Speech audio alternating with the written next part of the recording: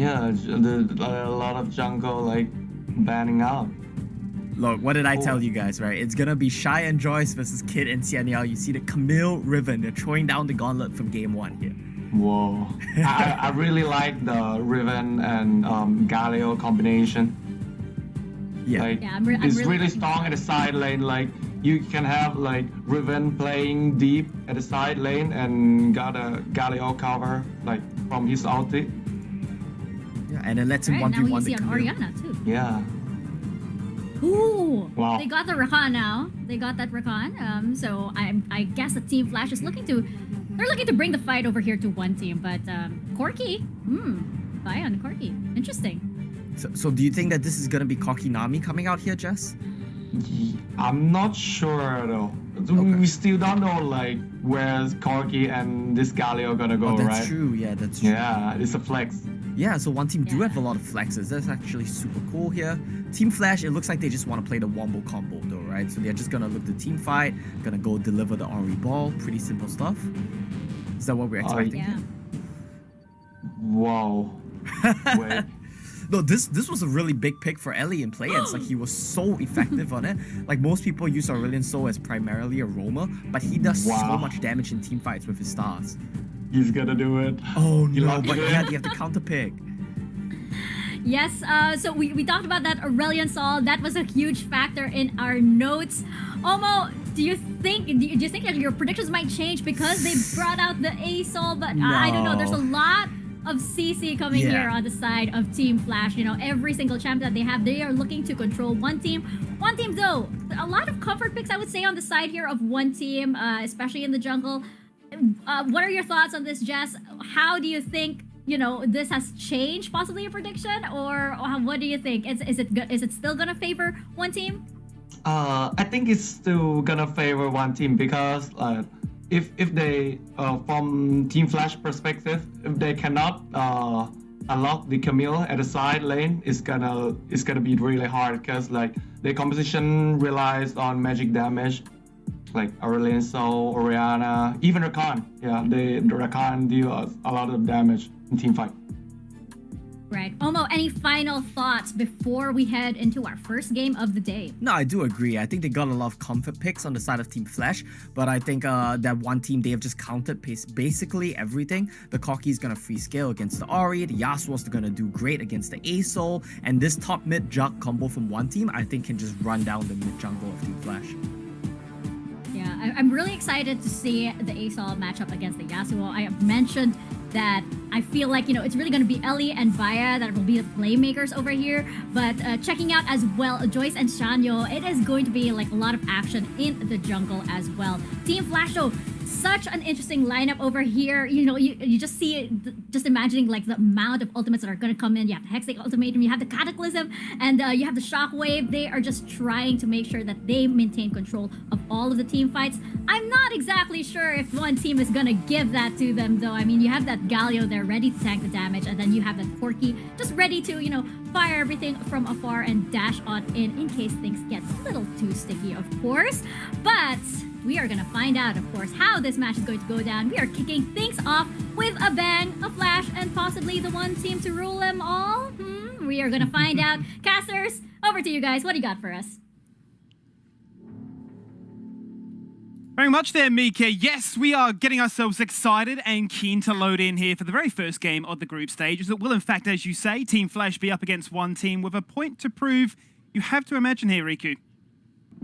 Yeah, exactly. I mean, one team coming from the Summer Super Cup, landing in second place. Of course, we've got Team Flash as well, who still have something to prove for sure. And as the panelists have mentioned, this is definitely going to be a tall order. Certainly will be, but I'm already excited straight out the gates here with this mid lane matchup. Ellie says, look, we're dropping the gauntlet. We're playing that Aurelion Sol once again. His most played champion, and he is undefeated over 3 games so far. But Baya there in that final pick says, you think you can be spicy, you think you can be cool, watch this Yasuo. Yeah, exactly. I mean, just as what the Jess has mentioned, this composition coming from one team looks really good against this, triple AP, double AP composition coming from Team Flash. You do have that magic shield from CU over there with that hero's entrance. And it's just a perfect double whammy setup for that big knockup later for Baya. There's just so many things that will set up for Baya as well. Aside from this Galio, Xianyo will play a big part, and Yep. Kid as well on this ribbon. Yeah, I mean, I really like this jungle matchup in particular. It is going to be explosive. It is going to be quite volatile. Lanes to gank, obviously, in that top half of the map.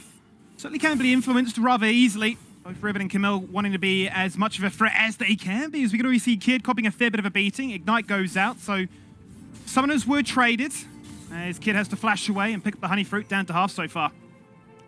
I think that is a scary thing. For Kid, you already have lost your defensive summoner spell. Shy still has it. So in an aggressive standpoint, but if you involve the jungler, that could be a different scenario. Shy could be now the focus here for a gang. No, just going to try and trim this wave. Imagining Kid just wants to get himself that forced reset back. But 1v2, Shy's not afraid. Hook shots off the wall. in. Charge goes across, and Joyce is here, hence why he's so confident to make that play. And they will stabilize, keep the lane in a neutral state. You're going to be a little bit worried there because of that big setup. That could have been first blood very easily. But good call coming from one team to decide to just back away. But the thing is, I think the mid lane will be very, very extremely important for Ellie. You mentioned that pretty big win rate on this Aurelion Soul. The fact that, again, an A-Soul can be very, very involved towards the side lanes, having the travel and speed boost through, and as well as the objective fights with an easy big stun once you're able to set that up. Huge stun, and that really was the talking point of the play-ins, where we had our fair share of Twisted Fates and Gallios. Ellie says, no, Aurelion Sol is my counter pick. That's my choice. And it just looks so good. That was the most scary part about it all. It was pumping out damage. His stats are phenomenal so far. KDA through the roof, and really is my player to watch so far. Yeah, that's why it's going to be very interesting to see, especially now that it's level 5. How will Team Flash be able to find these picks or be able to influence the side lanes, especially topside? Shy has been winning, and therefore this could be a prime opportunity to basically set up for a potential dive, involve Ellie, involve Joyce. With it, when there is a Jarvan 4, usually you will expect a dive. Very well, as they will get that Chilling Smite online as quickly as possible. First gank, obviously warning shots here, but no first blood, as you say. Imagine both these teams now are going to get themselves the desirable tempo, as those objectives will be up in less than 50 seconds now. So from the wave, get those first item spikes, and look to try and find a degree of control on this map. Make the first real move here, because in terms of the objectives, it has just been that gentleman's agreement to pick up opposite crabs, get vision down on the map. With everyone having that ultimate available, it's the calm before the storm now.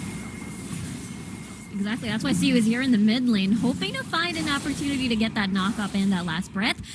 Now it seems that the plan has been foiled. So now where will CU involve himself? Because, you know, Corki, he can actually leave the Corki alone just because of having that Valkyrie and Ninja 7 pretty safe. You got big wave clear. So this is definitely something Team Flash should watch out for, especially Team Flash will be looking into getting that Rift Herald and then opening the map up. Unleash Shy. He has been that big, stable ground for topside, and one team, obviously, Kid, has been struggling in the early game.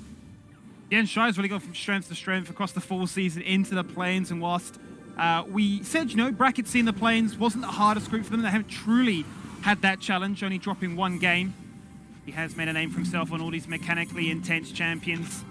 Wants to prove a point here. Might be the 4th seed, but certainly can wrestle with the best. There goes the first gank. Cataclysm locks him in place. A Sodom Battery will grant them that first blood. Jianyo on the board.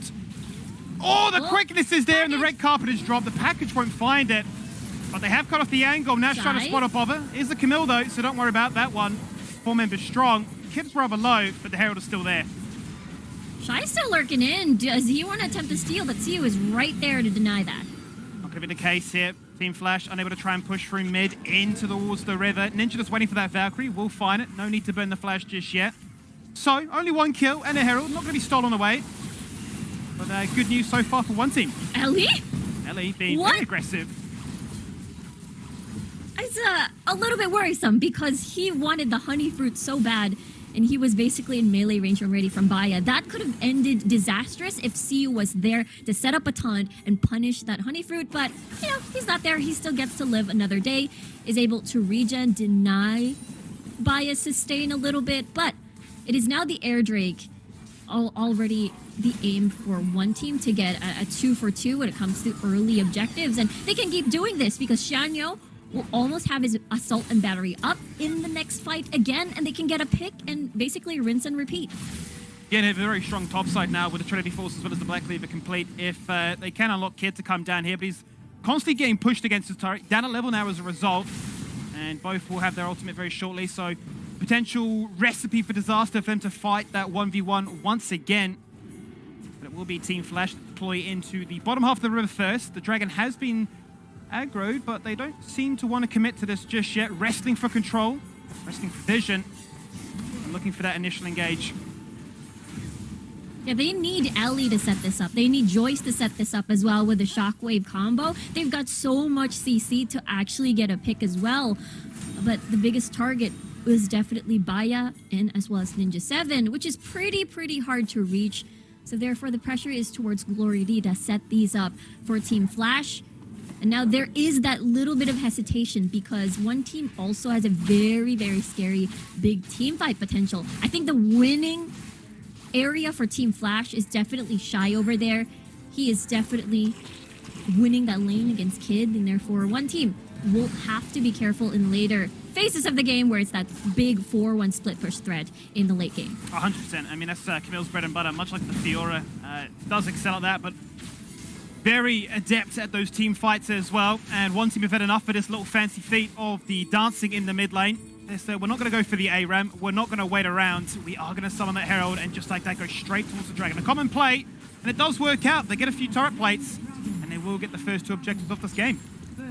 Yeah, it's the classic, you get the Dragon, we'll get First Blood Tower. We're going to empower our top lane because Shy, again, is this big threat. Even now, during the early phases of the game, Kid cannot be involved in these fights, which is fine because, again, you've got Baya with so much setups.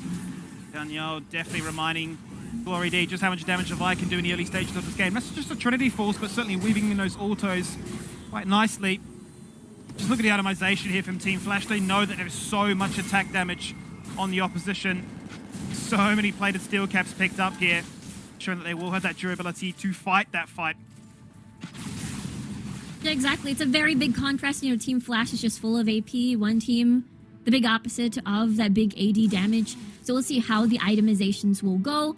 Maybe we'll get to see more of that Maw, perhaps, in the game later on. But so far, I mean, there's CU who will be able to compensate for that with that magic shield.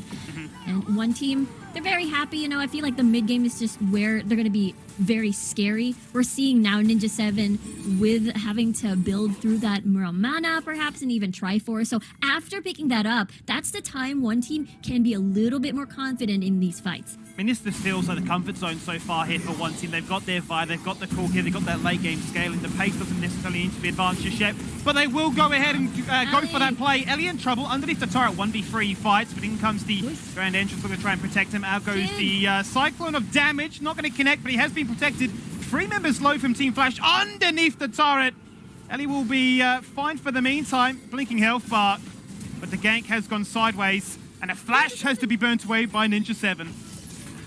Yeah, I didn't have much of a choice. He was pretty much cornered. Look at this, Team Flash. Not only, you know, we expected this to be a struggle for Team Flash just because of, like, on paper, one team has been incredibly solid, their experience in the Summer Super Cup. But now, this is more than even. This is Team Flash taking control of the game, and it's really impressive. Yeah, and this is the point to prove, right, as we say, as these teams now come in for the group stages, claiming that first seed. You know, how big is that divide? It had really been the narrative of the play-ins as to, you know, not all teams are made equal and so on, but so far Team Flash are holding their own, and they're looking to make that cross-map play. It is still around the Shy, and it does receive a lot of the emphasis, and you can understand why. Most gold in the game right now, and up by 1,500 compared to the Riven.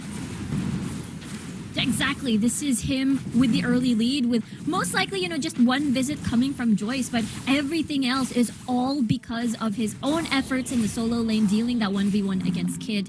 And yeah, this is, again, looking back, very impressive, because when we look towards the Summer Super Cup before. It is, again, one team that's second place as a region from Taiwan, and Team Flash, of course, all of the Vietnamese teams landed in 3rd and 4th place. And now, again, this is just a statement of how much a powerhouse of a region this is. So delicate the situation right now, 10 minutes into this one. The gold lead, it's insignificant. It's pretty much dead even. A kill was traded for that turret, as we saw earlier on. But one team are reminding them the caliber of team that they are and continue to invade and showcase that they aren't afraid to take those fights if presented. Team Flash showing respect and just playing towards opposite sides of the map. I mean, they got their first turret top side, they're now playing and nearly claimed the second turret bot side. Really looking to try and open up the map, allow Shy to be that split pushing threat, as you say. Working towards that 2nd and 3rd item spike, but not getting too caught in the game plan that is one team, which want to fight, want to assert control. Right now look to try and catch up to Shy, who's down to half, has to flash away, hook shot wasn't enough, and that next dragon has now just spawned. One team has been trying to constantly deal with Shy, even having to put CU. Mid lane could be in trouble though. They're fine. They're just clearing the way. But that's the thing. One team has been making attempts at Shy's life here and there, but unfortunately has not exactly succeeded. And I think it's because of the pressure that Ellie has here in the map. He's able to just join in as well. Not as fast as a hero's entrance, but it does the job still. So one team now being very careful. Again, they have this big wombo combo. They need everybody else involved here. Maybe even including Kid to set up the flanks, especially you've got Ellie and Dialing going to be far back, having to poke here and there, unless Ellie is the first one to go in and initiate the fight. Yeah, and you're seeing this is the frustration for one Kid, is that he's trying to fight, but he can't find it. The rest of his team in this 4-1 split are looking to try and clear waves and put pressure on turrets as well, but the wave clear that Team Flash have between the double AP threat is proving to be a bit cantankerous. Here comes that gank, there is the flash, your Assault and Battery queued up and ready. Order CC coming his way, Shy has been shut down. Getting a bit too big for his boots, he had that 1500 gold lead, it's still going to be the same. But now in a 4v5-1, look to go for the second Drake. I love the discipline coming from one team here. Oh, that's a beautiful quickness, already locking them all in place right now. There is the hero's entrance, knocks them up, causes a fair bit of disruption so far. Ninja, double summoners, but down to 20%. CU forced the flash away as well. The bot laner 1 has to disengage. There's another flash, and there's the flag and drag, and there is Yasuo Gombayaya. Pops everything, not gonna find it. The AD carry of an Orianna, Dialing proving how proficient he is in this champion. It's not a mid laner, but he gets a double kill. Beautiful setup, beautiful target prioritization from Team Flash. Every single time they find someone who is full HP, basically, they focus target on them and they're forced to run away. That is the reason why a lot of the members coming from one team were pretty much low, therefore they just want to retreat. Again, this composition from one team are very full on, all in. There's no disengage whatsoever, and that's the reason why one team struggled even though they wanted to run away. And that's the concern you had to say, Riku, is when they do go in with those initiation tools, if there's not anything found within the first 5-10 seconds, they aren't going to panic. I mean, we saw that, right? They were definitely realizing, well, we're not getting those kills, we're forced to flash away, but that is the benefit of Team Flash, is they can run you down with this comp. And it's going to be a worrying trend for sure, because they still have to deal with Shy in that 4-1 split push, and I feel like that is exactly why they're turning their attention towards just basically stalking Shy wherever he goes, tries to punish. And the fact that Team Flash already won that fight, minus Shy's involvement, is a pretty huge statement on how the state of the game currently is. Absolutely. I mean, considering that he is still the one with the most gold in this game, and very different game plans. 3 turrets to 1. Bit of frustration here from one team as they're looking to try and find those ganks, they're going to try and find waves to play around, but they just don't exist. And that's the reason why Team Flash is just very happy. Oh. What? Glory! Glory being very risky, I suppose is the word we'll use there. Maybe a bit of a madman, to say the least. 4 members were looking to collapse on him, dropping out of vision for just a second there. And one team will be forced to disengage away, but now maybe split and caught out position. Flash can be used here by Xian Yo. Not going to be the case, though. Going to hold on to that one and just wait out that Cataclysm. Gets dropped down to 50%. And Joyce is reminding him that both these junglers can certainly pack a punch. it's really difficult with the 1v1 as well at bot side.